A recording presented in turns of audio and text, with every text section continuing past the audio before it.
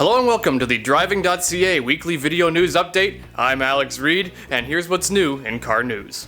Starting with the return of a legend, the 2021 Mustang Mach 1.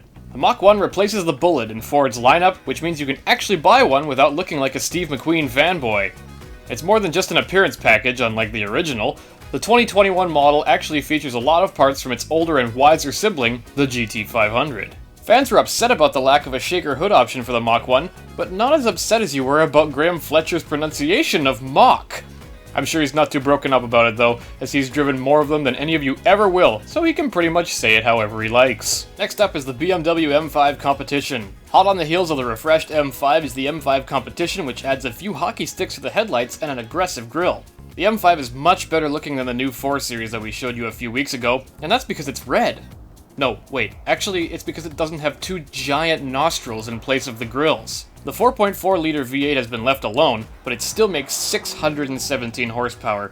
0 to 100 takes just 3.3 seconds, and the top speed could be 305 kilometers an hour, if there wasn't an electronic limiter at 250 kilometers an hour. But if you desire to get a really big speeding ticket, you can pay to have the governor removed. The top-of-the-line M5 Competition costs $121,000, and most Canadians will likely buy it over the standard model, according to a study that says that we buy the highest trim option more often than any other market. Up next is the redesigned 2021 Nissan Rogue. The 2021 Nissan Rogue has debuted with more aggressive styling and more impressive performance, trying to live up to its, let's admit it, slightly precocious name.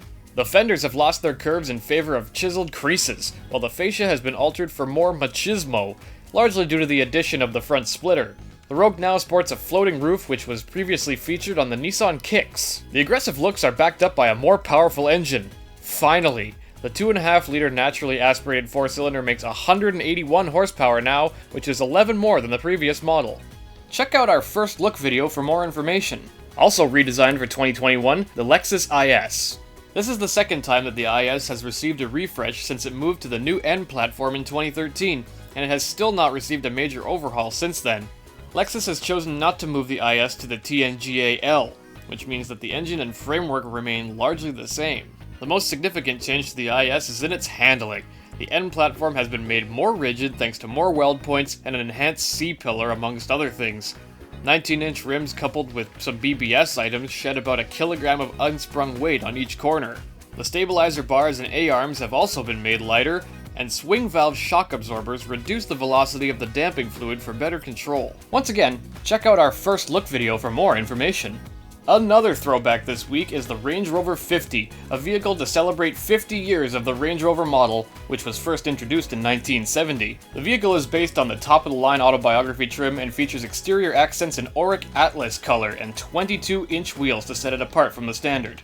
A badge with 50 script, created personally by Professor Jerry McGovern OBE, Land Rover's chief creative officer, appears on the exterior of the vehicle as well as throughout the interior on the unique 1 of 1970 plaque. Those plaques are all over the car, on the center console, the headrests, the dashboard, and the illuminated tread plates.